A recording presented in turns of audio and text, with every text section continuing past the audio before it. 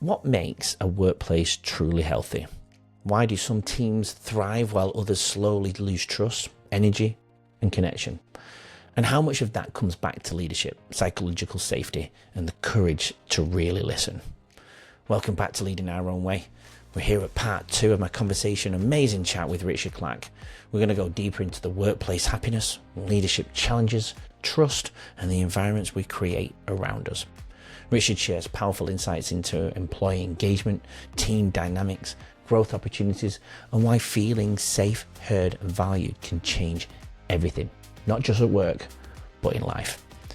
Please, if this conversation resonates with you today, please follow the podcast on this platform. Leave a review on this platform. It will really help, because your support helps these stories and these journeys travel further and impact more lives. Here's part 2 with Richard Clarke and myself.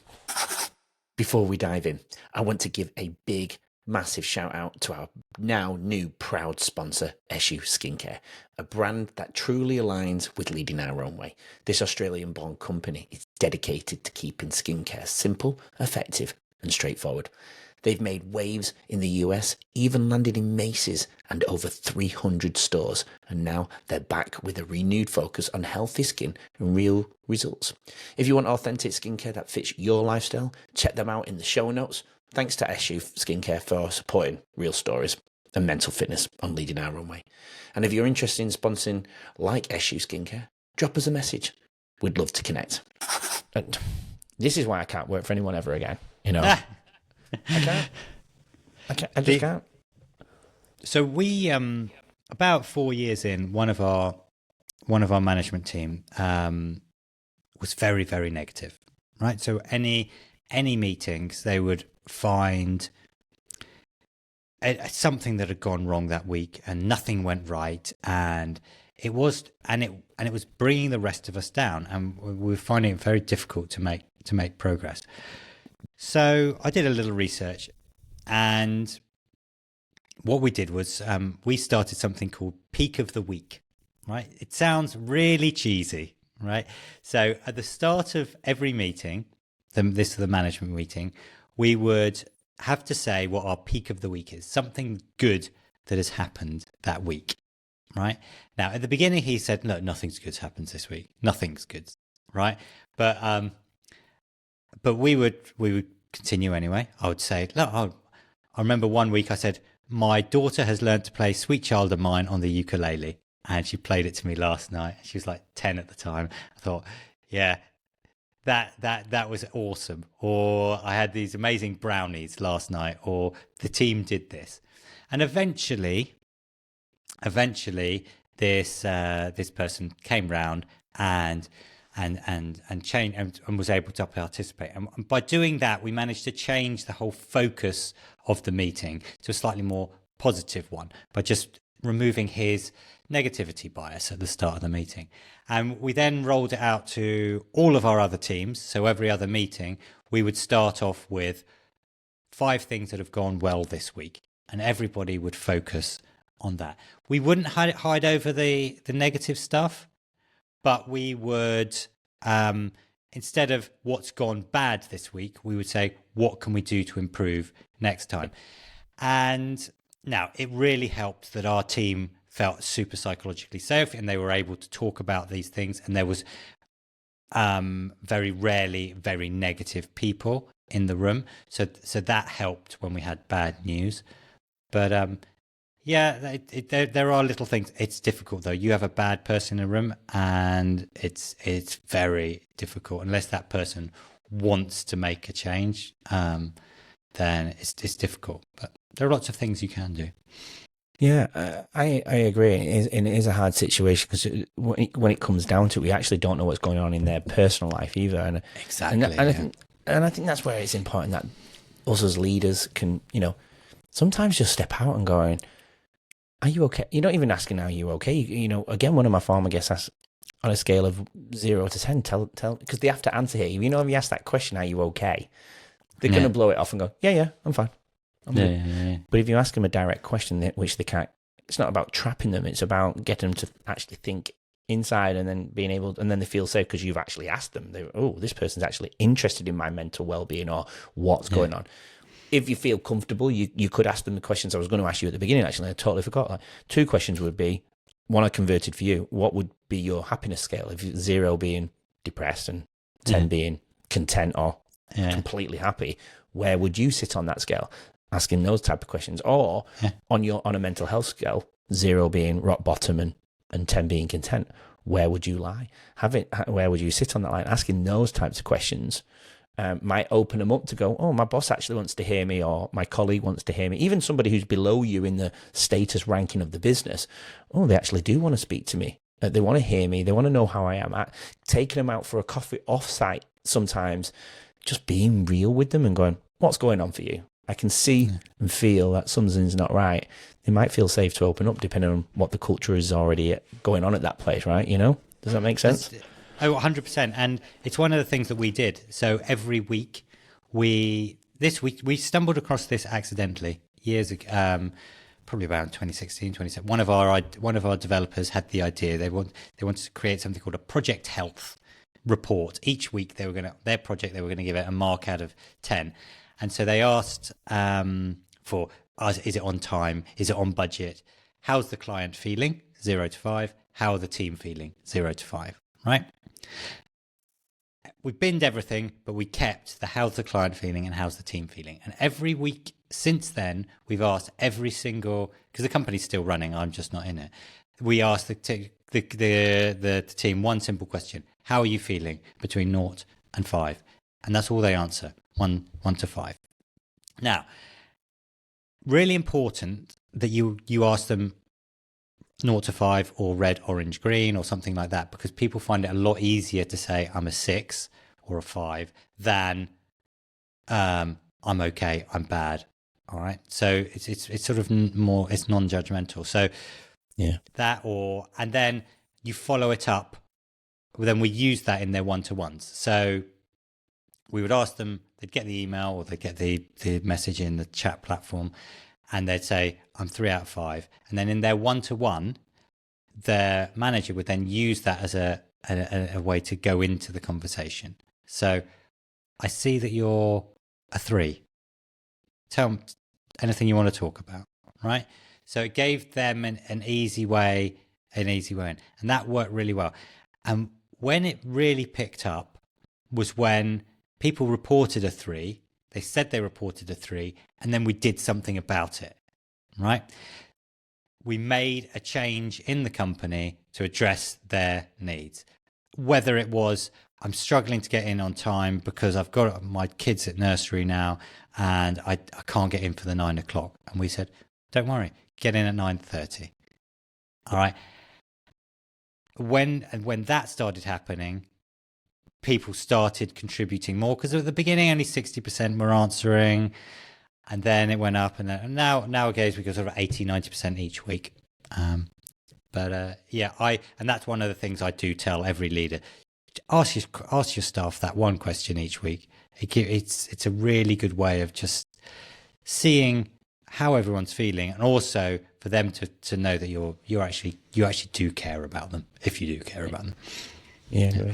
And I never thought about that next part. That percentage would have increased because they could actually physically see the others being spoken to by their bosses about their situation. They actually then, hold on a second, maybe I can do that too. If Jack can do it, so can I. You know, love that. So your business, the former business, is still going. I know why you left, obviously, to take this to the next level of what you're doing, but.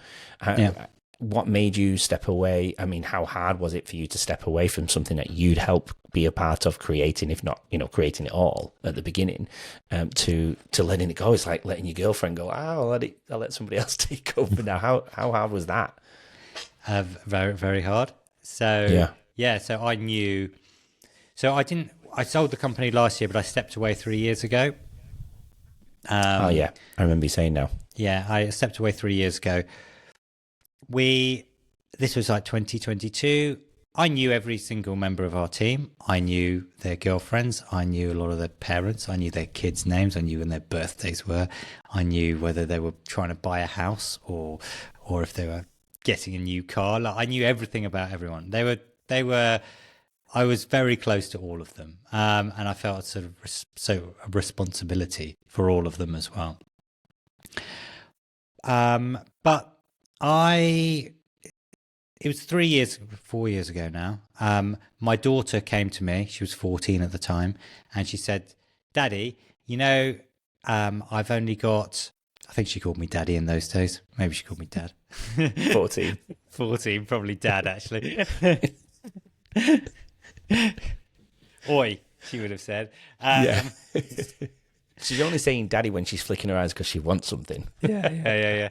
Dad, I imagine. Dad, I've only got 4 more summers with you. Summer holidays. And I was going, oh, shit. What's happened to all... Sorry for the language. No, you can swear. We're in Australia. It's a... where's all this time gone? Well, 4 more summers. So I went back to our management team and I said, look, I want to have the summers off. I want to have the whole summers off, the summer holidays off with my kids. And so I can spend more quality time with them. We'll go traveling. We'll do some cool stuff. And they said, absolutely fine.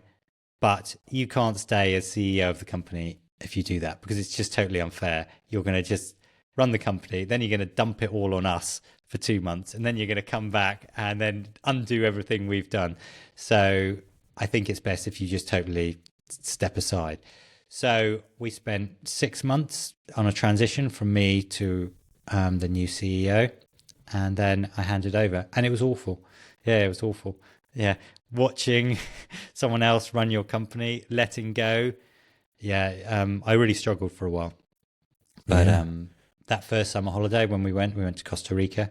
So for 5 weeks, I thought, yeah, do you know what? This is worth it.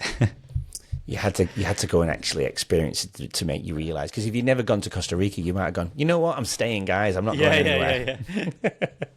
So that, obviously, the pleasure of being with your family outweighs it completely, doesn't it? Yeah, absolutely. Totally. Yeah. Mentally, then, where did you sit, and what did you go through anything before that Costa Rica trip, or even afterwards? Really, did you? And you come back and you get that. Did you go? I mean, you've stepped aside, so that means when you got back from Costa Rica, you didn't go back to that place of work then. I used to use it as a co-working space, so I used to hang. They were all my friends. I knew them, so I used to go back. But I used to tell people, do not tell me what's going on. I don't want to know. If there's anything wrong going on, I don't want to know. If we've lost a client, I don't want to know. But yeah, I found it really difficult. The first 6 months, when I was watching them do stuff that I wouldn't have done, that was tricky. I just wanted to go in and go, no, that's not how you do it. That you do it like this, but I couldn't. I had to. I had a coach.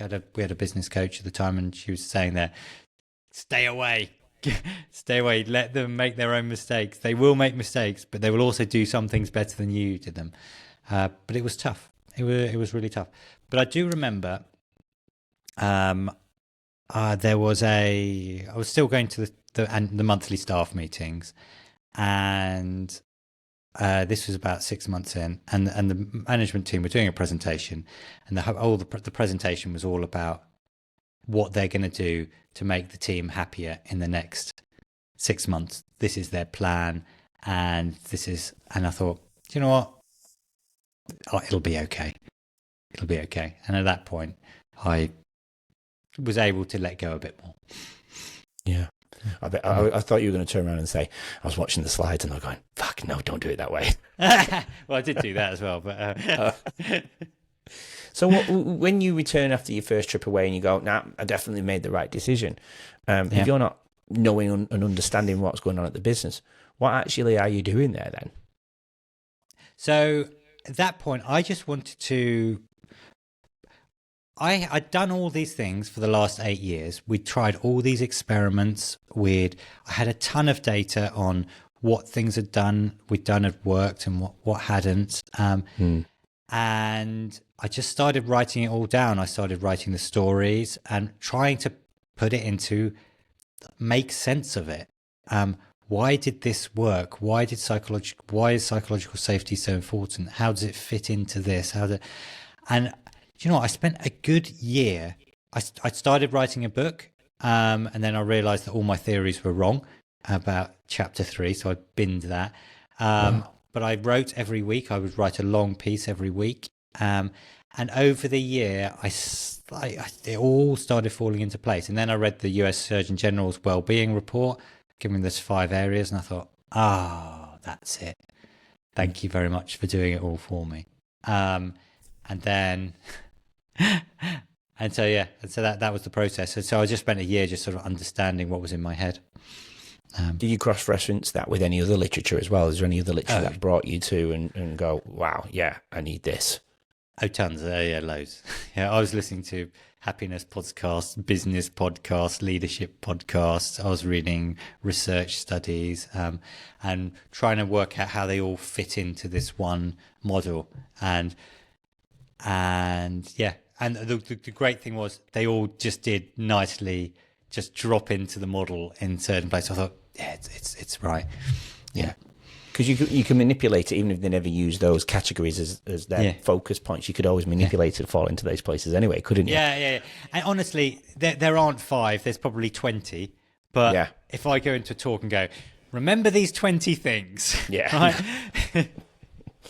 Wouldn't work, then would we'll it? go to 5, and then once they're more interested, I'll then expand on them. But yeah. Well, you could have different sections of your business, couldn't you? You can have those 5, but then if you have an add-on, and you could show them maybe the next 5 in categories of separate. Well, you can have this 5 as your next add-on if you want, and then you can go with B or you can go with C. I don't know, just a business model idea. I don't know what I'm doing, but it's a bit too complicated. Yeah, I struggle remembering the 5, let alone the 5 within the 5. Yeah.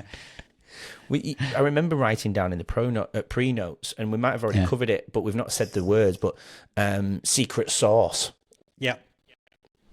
Talk that to was me the name about of my company. That was the name of my company. That's the name of your business, is it? Yeah, secret sauce. My wife thought of it, actually. We were on holiday in Tenerife. I live in Gran Canaria. Tenerife is like 20 minutes away. Went there for Christmas, and I wanted to think of the name of my company. And I said, right, but we provide software teams for companies in the UK, but their clients don't know that we're that we are developing their software, so we need to be like hidden. We came up with hidden brains. That was a sort of early idea, and then she said, "No, but you're the secret sauce to the company." And then it can be secret sauce because it's with SOURCE because we outsourced. So that was the name of my company. I really still liked going? it. No, they changed it like 2 weeks ago. Oh no! Yeah. What to? Can I ask? I don't know. It's the name of the UK company. They don't. You told them not to tell you, haven't you? That's why. No, it's called Evolved Ideas. Is the name of the UK company, and we are Evolved Ideas Spain, which doesn't roll off the tongue as well as Secret Sauce, but it gave me a certain sense of closure, I suppose. Yeah, that's true. Yeah, it might have been good for you personally. Yeah, that's true. Very true. Let's go a little bit more personal to you then. We know why you left, but where did you originally grow up, Richard? I grew up in Hampshire, near Portsmouth in the UK. A little village. Good old Portsmouth. Yeah. And what type of person were you? Obviously, I asked this because, a lot of my guests, we go through childhood for obvious reasons because we focus around leadership and mental health and how people are leading their own way, giving to the world. And there's always a route, right? I know we've mentioned your route, but it's always nice to paint a picture of the person because certain decisions were made down the track, whether it's relationships, job choices, which we know are yours. But what kind of childhood did you have, and what type of person were you growing up? Just taking a very quick break to thank our sponsor, SU Skincare. If you haven't heard of them, SU Skincare started right here in Australia, using Australian ingredients to make skincare straightforward and accessible, especially for men who want results without the fuss. Their journey took them all the way to the US, where they were featured in Macy's and over 300 stores. Now they're back with a fresh approach, focusing on healthy skin and authenticity for everyone. I'm proud to have SU Skincare as a sponsor on Leading Our Own Way. See the show notes for their website and to see how you can keep your skin healthy and confident. And if you're interested in sponsoring like SU Skincare, drop us a message. We'd love to hear from you. Now, right back to the episode. Okay, so do you remember the Milky Bar kid? Yeah. Of course, the milky market is strong. Yeah, exactly. Yeah. Quite skinny, looks very young, big blonde curly hair. That was me. I looked like the Milky Bar kid. I was quite small, and I had a pretty unremarkable childhood. My parents were great. My mum was one of the kindest people, very principled, taught me so much, and I think the way she brought us up shaped how me and my brother and my sister are. Very, very strong principles, and very kind.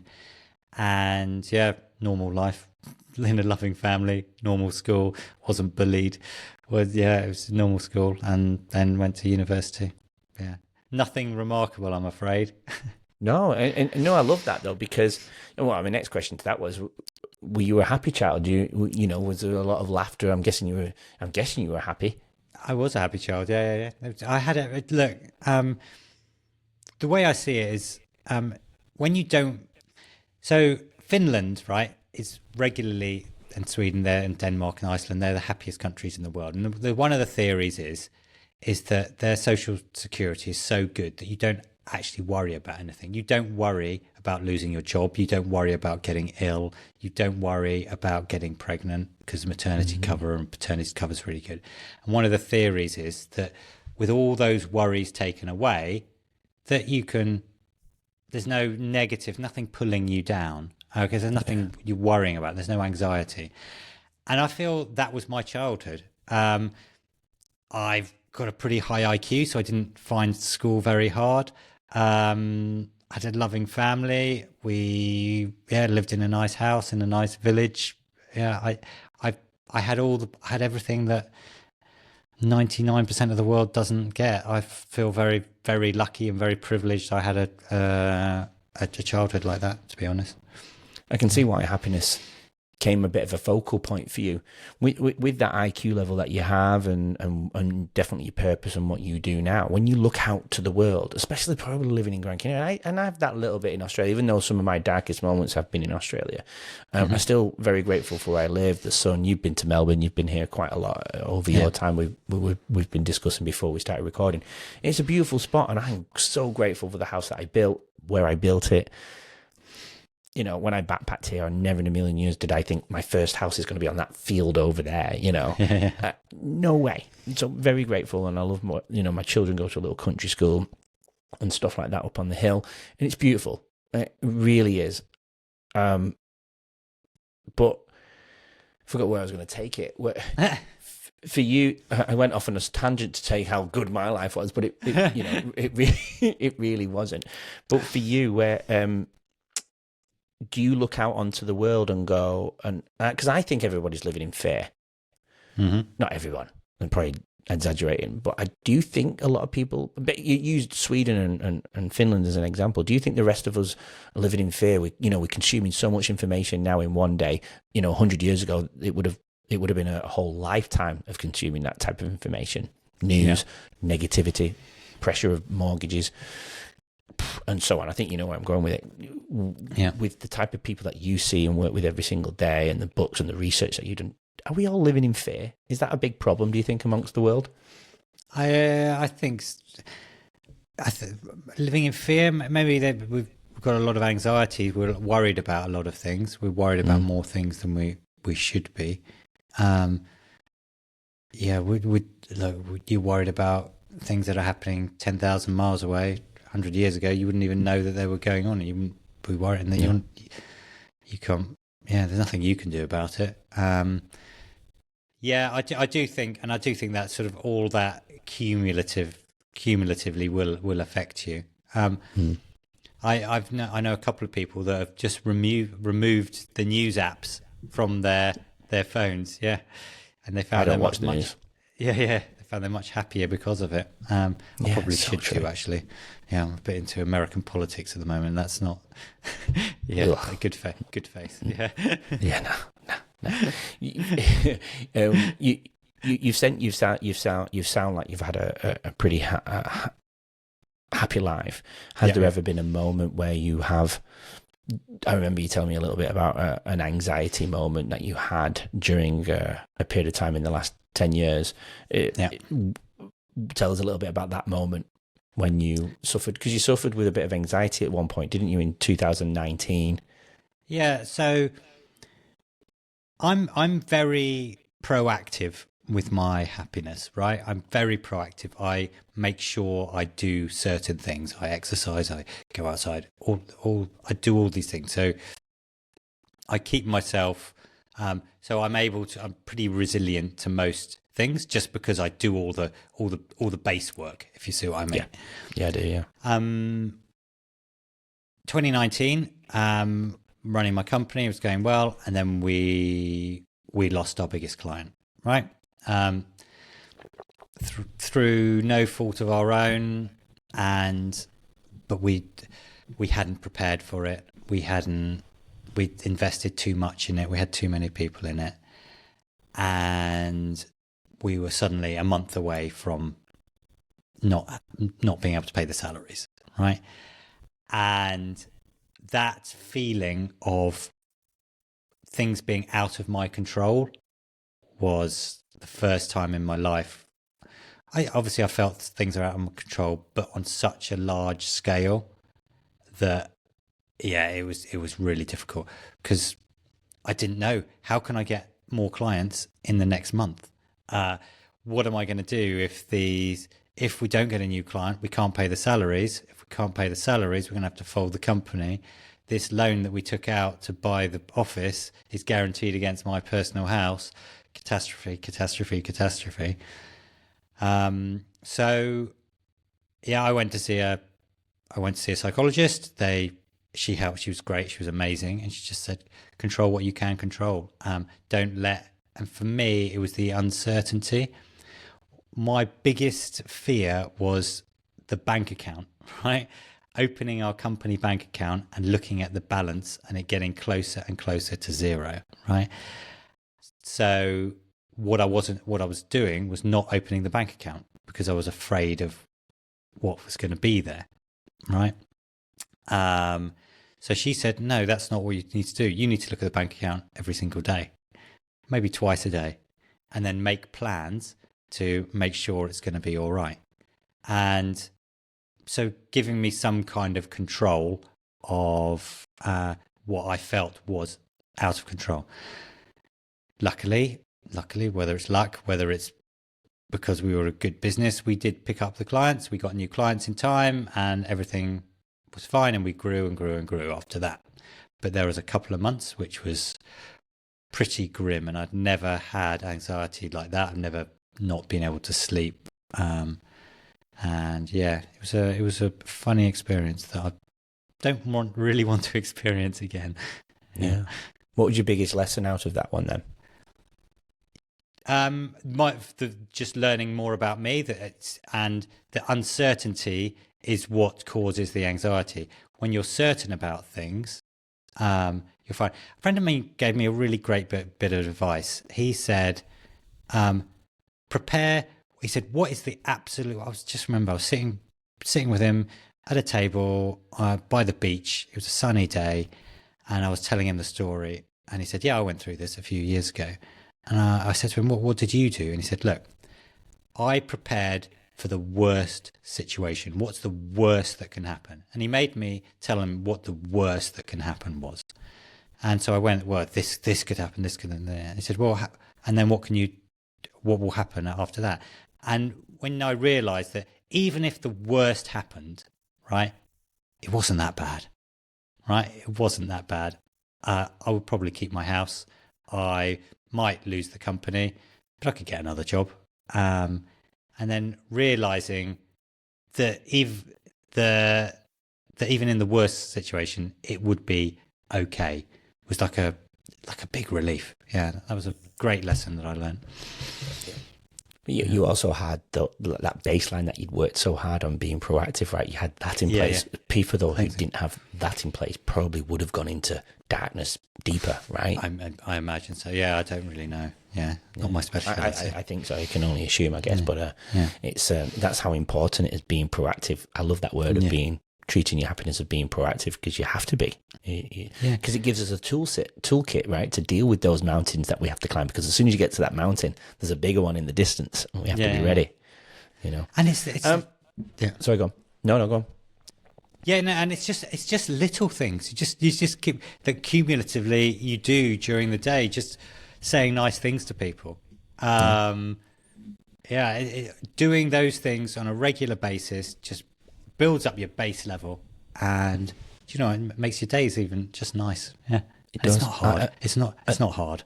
I agree, man. I agree. And my little things is just saying hi to everyone, even if they don't say anything back to me or look at me. Me smiling at them makes me feel better. And even if they don't smile back or notice, sometimes they might just be innocent and they're busy and they don't notice, and I get it. But some, they don't even look at you as they go past. And I say hi, not to make them uncomfortable, but they'll walk past and they'll go, that guy went out of his way to say hi to me. I need to do better. And it might just change their life, I was walking my little girl and we were going through to the dog park, and there was this hopscotch that a girl had done with chalk on the pavement. And my daughter's doing it, right? Just doing the hopscotch. She got off a bike and started doing it. And this girl in a walking outfit, didn't look sad or anything, but she wasn't smiling. And she found it cute that she was doing it. My daughter was doing it. I went, never met this woman before. And this is a typical thing I would do. And everyone who knows me listening going, yep, that's such an Andy White thing to do. And I said, your turn. You do it. She went, no. I went, no. You're going to do it. Looks like her. She went, really? I went, yeah. She did it. Boom. And then I forced the high five on her, and she just walked away with the biggest smile on her face. But the point of that was, you don't know what she was going through. And I could have just made a smile. I just made a smile for that moment, and it could have changed the trajectory of her evening and the next day and so on, It just put some positivity back into life. Or she could have just been walking and not anything else, right? But either way, she had a smile, and I love it, Cool. Is there anything that you think we've missed that's probably still important to share? I don't think so. No? Good, cool. All right. I'm going to ask my few final questions, Richard. If anyone is going to be relating to some of the topics that we've discovered today, just a powerful, you're giving shitloads of pieces of advice, loads of gems for us to take away. But if you could give a quick piece of advice to leave us on, what would that be? One story that that's stuck with me for years. My wife, this was like 15 years ago. My wife was driving home from school with a friend of hers, and the friend was sitting next to her going, "Oh, flipping hell, look at the traffic. This is rubbish." And my wife said, all I saw at that moment was the beautiful mountains behind. So I hadn't even noticed the traffic. My wife is really good at seeing positives around the world, around her. She's so good at it. She's obviously was born like that and just has reinforced it and reinforced it and reinforced it. But there's loads of research showing that if you practice like seeing the positives in the world, you and the positives in people, your brain actually changes. So you get better at seeing that, and you become a more positive person. When you're a more positive person, you're more happy. And I think that is the most powerful thing that people can do in their life. Just consciously look for the good things around you. And I think that will make it, I think it's more powerful than anything else. I agree. I completely agree. Especially what I've learned over the brain in the last 4 years. That is a very simple thing. It's not very simple, actually. It's actually quite hard for some, but it sounds simple, doesn't it? But I completely agree. Yeah. Apart from being happy, what are your future plans? My future plans, I'm writing a book. I'm on chapter 1 at the moment. I want to speak on more stages. Yeah. I want to love that. Yeah.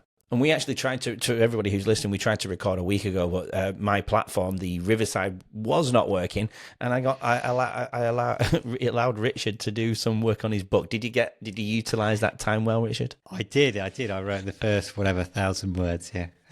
I'll only take 10%, mate. Don't worry. Yeah. I've got a question for you. One that I've not prepared you for.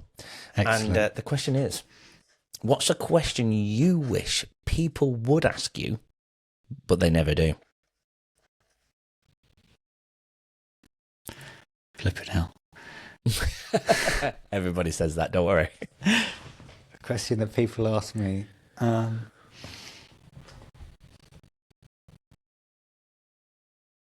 It's a tough one.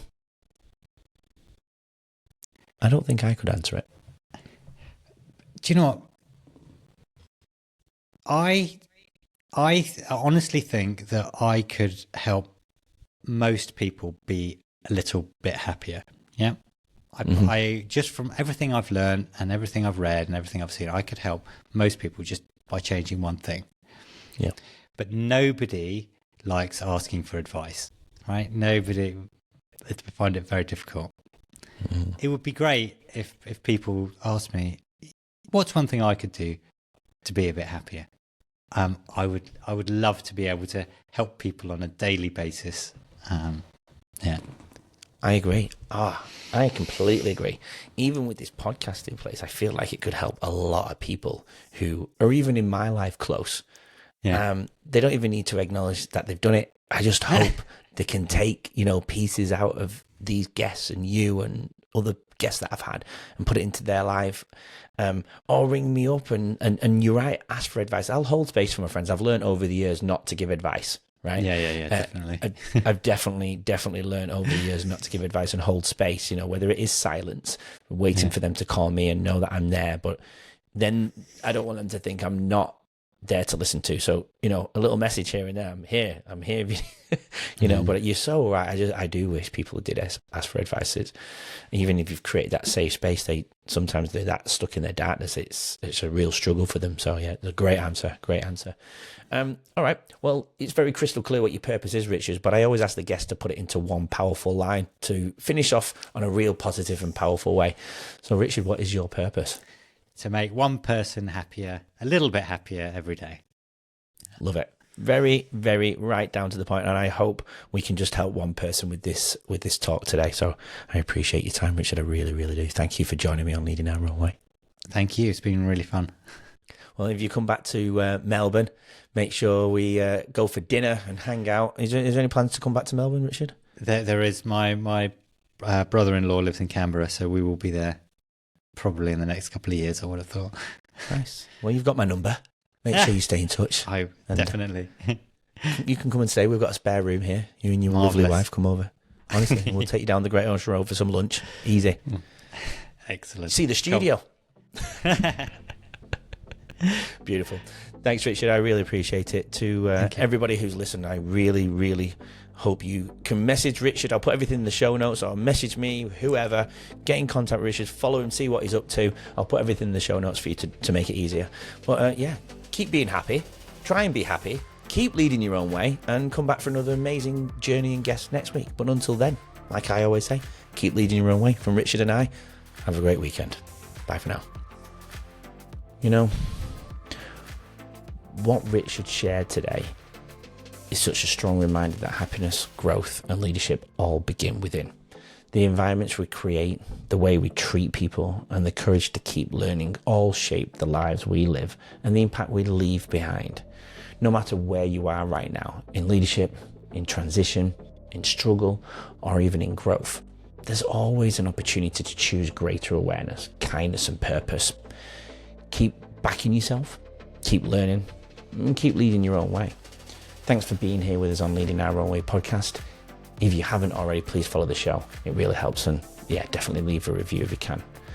I'll see you in the next episode for another amazing guest. But until then, like I said before, keep leading your own way. We'll see you soon. Thanks for listening and watching Leading Our Own Way. So we can stay together forever and share more incredible journeys, please subscribe to the channel. That way you won't miss next week's episode and what that amazing guest has to offer to the world. Please support Leading Our Own Way, and we'll get you on next week's episode.